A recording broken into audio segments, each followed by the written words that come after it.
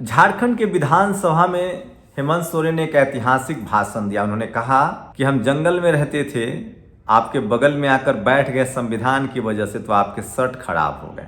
और मैं इन आंसुओं को बहाऊंगा नहीं, क्योंकि मुझे पता है आपकी नज़रों में आंसुओं की कोई कीमत नहीं है। मैं वक्त पर इसका इस्तेमाल करूंगा।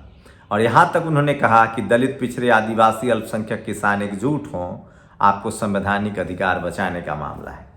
लेकिन इस भाषण को, ऐतिहासिक भाषण को, इस देश की मनुवादी मीडिया नहीं दिखाएगा, जातिवादी मीडिया नहीं दिखाएगा, ब्राह्मणवादी मीडिया नहीं दिखाएगा, क्योंकि इस देश में किसी टेलीविज़न चैनल का मालिक कोई आदिवासी नहीं है, न दलित है, न पिछड़ा है, न किसान है, न कोई संपादक है, न कोई पत्रकार है। वही प्रधानमंत्री नरेंद्र मोदी की लफबाजी संसद में, सोचिए, क्या प्रधानमंत्री ने बेरोजगारी पर बोला? क्या प्रधानमंत्री ने भारत की जीडीपी पर कोई आंकड़ा दिया? क्या भारत के प्रधानमंत्री ने क्राइम पर कोई बात कही? क्या भारत के प्रधानमंत्री ने सेना की मजबूती पर कोई बात कही? क्या प्रधानमंत्री इस बात का जवाब देंगे कि 80 करोड़ लोगों को राशन क्यों दिया जा रहा है? नहीं। प्रधानमंत्री नरेंद्र मोदी आज फिर से लफबाजी करते आए। विपक्ष अच्छा नहीं है, विपक्ष खराब है, विपक्ष की राजनीति खत्म हो जाएगी, परिवारवाद ठीक नहीं है। क्या इससे भारत पर कोई चीफ मिनिस्टर बने, प्रधानमंत्री बने, आम आदमी को क्या चाहिए, जनता को क्या चाहिए? रोजी रोटी, रोजगार, कपड़ा, देश की सुरक्षा, इस देश की सेना के जवान। क्या प्रधानमंत्री ने अग्निवीर पर बोला? क्या प्रधानमंत्री ने 30 लाख से ज़्यादा वैकेंसी खाली उस पर बोला? लेकिन सोचिए, इस देश की मीडिया सिर्फ सूखी लफबाजी को और धार्मिक एजेंडे को किस तरह से परोस रहा है। टीवी, अखबार आपको प्रधानमंत्री नरेंद्र मोदी का भाषण दिखा रहा है, अनकट, लाइव। प्रधानमंत्री का क्या भाषण है? वो कह रहे हैं नेहरू को अमेरिका, जापान अच्छा लगता था, भारत के लोगों को कम अकल समझते थे। क्या बात कर रहे हैं प्रधानमंत्री जी? भारत आज भी अमेरिका और जापान से पीछे है आर्थिक रूप से, टेक्नोलॉजी के रूप से, तो इसमें कहने में कौन सा गुरेज है? और हमें क्या कहना है? हम भारत के लोगों को कोई बेवकूफ़ कह रहा है कि हमें उस देशों से आगे निकलना है। लेकिन सोच लीजिए लोग कितने, ये लोग विचारक नहीं है, प्रचारक हैं। आरएसएस ठीक कहा है नवीन कुमार ने कि आरएसएस कभी प्रचारक रखता है, विचारक नहीं रखता है। आप सोचिए किस कदर से टीवी, अखबार के दम पर इस देश को गलगलाया जा रहा है।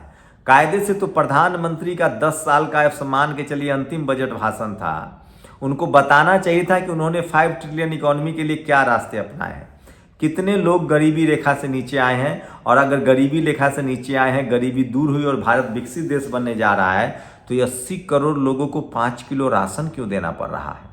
और सवाल है कि 5 किलो राशन, अगर 20 रुपये केवल केजी का चाल, मतलब 100 रुपये का राशन हुआ। अगर 50 रुपये के भी केजी के हिसाब से चावल हुआ तो कितना का हुआ? 250 रुपये का। और 250 रुपये का चावल आपको बनाना किस पर है? 1100 रुपये के सिलेंडर पर। आज आपके बच्चों के लिए सरकारी स्कूल नहीं है, सरकारी अस्पताल की हालत खराब होती है। आपने कितने अस्पताल खोले 10 साल में, ये बताइए। आपने कितने कॉलेज, यूनिवर्सिटी खोले 10 साल में, ये बताइए। कितने नहर, नदी, नाले, पुलिया बनाए, ये बताइए। नेहरू क्या कहते थे, उससे क्या लेना देना है?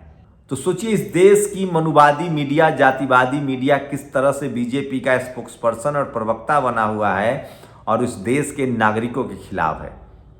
सोचिए, हम लोग को तो लगता था कि इस देश की मनुवादी मीडिया दलित, पिछड़े, आदिवासी, अल्पसंख्यक समाज के खिलाफ है, किसानों के खिलाफ है, क्योंकि किसान आंदोलन नहीं दिखाता है, आदिवासियों को नहीं दिखाता है, हेमंत सोरेन को किस तरह से ह्यूमिलिएट किया गया।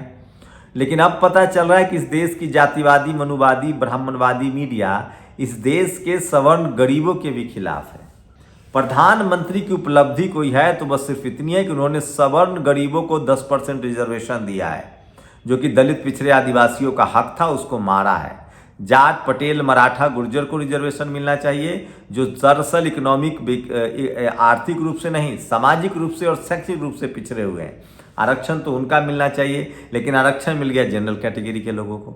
इस देश के प्रधानमंत्री नरेंद्र मोदी सरकारी नौकरी कितनी दे रहे हैं, इस पर बात करें। वो बताए कि उनके सारे जो स्कीम्स चले, जिनके नाम शानदार है, बेटी बचाओ, बेटी पढ़ाओ, उसका रिजल्ट क्या है, और वो स्टैटिक्स भी बताए। क्योंकि ये देखा गया है कि वो धारा प्रवाह झूठ बोलते हैं, वो धारा प्रवाह गलत आंकड़े डालते हैं। तमाम इंस्टीट्यूशन पर नकेल कस दिया गया है।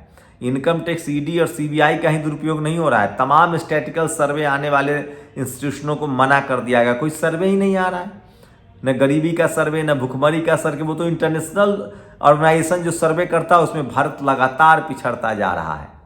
और लब्बाजी सुनिए, अरे आपको कांग्रेस बर्बाद हो जाए, खत्म हो जाए, उसकी चिंता क्यों सता रही है? विपक्ष अच्छा नहीं, उसकी चिंता क्यों सता रही है? आप अपनी उपलब्धि बताइए ना कि आपने 10 साल में जनता के लिए क्या किया है। स्कूल के लिए क्या किया, पढ़ाई लिखाई के लिए क्या किया, दवाई के लिए क्या किया, रोजगार के लिए क्या किया और देश की सुरक्षा के लिए क्या किया। सेना को अग्निवीर बना दिया 4 साल के लिए। सरकारी कंपनियों का आप प्राइवेटाइजेशन कर रहे हैं। SC ST OBC की नौकरियां जा रही है, 30 लाख से ज़्यादा वैकेंसी है। क्या सिर्फ इसलिए नहीं भरा जा रहा है कि 49-49% SC ST OBC के लोग आ जाएंगे? तो ये तमाम सवाल है, लेकिन इस पर प्रधानमंत्री नरेंद्र मोदी की बोली नहीं छूटती है और इस पर कोई टीवी अखबार सवाल नहीं करता है। 2024 का भाषण है ये, सोचिए। लेकिन मैं फिर कह रहा हूं, क्या ये देश की मनुवादी, जातिवादी, ब्राह्मणवादी मीडिया आपको मेंटली तैयार कर रही है कि राम मंदिर के मुद्दे पर सरकार 400 सीटें जीत के आएंगी ताकि कोई गड़बड़ी हो और आप उस पर शक शुबा न कर सके? मैं फिर कह रहा हूं, इस देश में कम से कम दलित, पिछड़े, आदिवासी, हेमंत सोरेन ने ठीक कहा है विधानसभा में कि इस देश के दलित, पिछड़े, आदिवासी, किसान, अल्पसंख्यकों को अपने संवैधानिक अधिकार बचाने के लिए बीजेपी के खिलाफ खड़ा होना चाहिए। आप सोचिए, RSS की मोनोपोली क्या है? दलित, पिछड़े, आदिवासी, अल्पसंख्यक किसानों को नौकरियां नहीं दी जा रही है। उनके आने वाली नस्लों के लिए स्कूल, कॉलेज, अस्पताल के दरवाजे बंद किए जा रहे हैं। न पढ़ेगा, न सवाल करेगा, न हक अधिकार की बात करेगा। आपको पहले तो धर्म के नाम पर झुंझुना ठहराया जा रहा है और धर्म के नाम पर वोट वही करेगा, झुंझुना वही ठहराएगा जो या तो धर्म का लाभार्थी है या शैक्षणिक रूप से पिछड़ा हुआ है। मैं इसीलिए कह रहा हूं, इस देश के दलित, पिछड़े, आदिवासी जो पढ़ा लिखा लोग हैं, सोचिए इस देश के वो कौन लोग हैं जो अपने बच्चों को विदेश पढ़ाते हैं? इस देश के वो कौन लोग हैं जिनके बच्चे विदेश पढ़ रहे हैं? इस देश के वो कौन लोग हैं जो इसी देश में जिनके बच्चे अंग्रेजी पढ़ते हैं और वो दिन भर ज्ञान देते हैं कि आप अपने बच्चों को अंग्रेजी मत पढ़ाइए? वो दिन भर ज्ञान देते हैं आपको। सोचिए, सरकारी स्कूल में, सरकारी अस्पताल की क्या दुर्दशा है। सरकार की काम क्या है? सरकारी स्कूल ठीक करना, सरकारी अस्पताल ठीक करना, सरकारी कंपनियों को ठीक करना, सरकारी नौकरियां देना। ये किसी भी सरकार का काम होता है और तब जाकर देश बेहतर बनता है, देश मजबूत बनता है। अगर भाषण से देश मजबूत होना होता तो नरेंद्र मोदी के 10 साल में भारत सोने की चिड़िया हो जाती। हम अमेरिका, चीन, दुनिया के सबसे बड़ी अर्थव्यवस्था बन जाते। हमारे यहाँ बड़े बड़े शहर बन जाते, हमें किसी के सामने जाना नहीं पड़ता। लेकिन ये सब भाषण से नहीं होता, ये सब होता है मैन्युफैक्चरिंग सेक्टर को मजबूत करने से, ये सब होता है सर्विस सेक्टर को मजबूत करने से। और ये सब तब होगा जब आप टॉप क्लास के विज्ञान अपनाएंगे, कॉलेज यूनिवर्सिटी खोलेंगे, आप रिसर्च करेंगे, आप तरह तरह के नई टेक्नोलॉजी बनाएंगे। सोचिए, वैक्सीन बनाने वाला अमीर होता है, जहाज बनाने वाला जहाज बेचकर अमीर होता है, हथियार बनाने वाला हथियार बेचकर अमीर होता है। और चाइना, जापान, साउथ कोरिया जैसे देश तमाम आधुनिक तकनीक के जरिए जो रोजमर्रा की चीजें हैं उसको बनाकर मजबूत हो रहा है। आप क्या कर रहे हैं? आपके यहाँ सिर्फ संसद में भाषण चल रहा है और वो भी विपक्षी नेताओं पर। लोकतंत्र की क्या हालत है वो किसी से छुपी हुई नहीं है।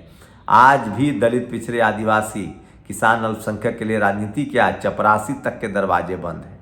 तो प्रधानमंत्री के नरेंद्र मोदी सवर्ण समाज के लिए भाषण देते हैं, सवर्ण समाज का टीवी, अखबार, मनुवादी मीडिया वाहवाही करता है। दलित, पिछड़े, आदिवासियों के लिए कुछ नहीं है, किसानों के लिए कुछ नहीं है, अल्पसंख्यकों के लिए कुछ नहीं है। और मैं फिर कह रहा हूँ, काश ये देश, कांग्रेस ने अगर इस देश को पूरी तरह से शिक्षित कर दिया होता तो आज बीजेपी और RSS आती ही नहीं।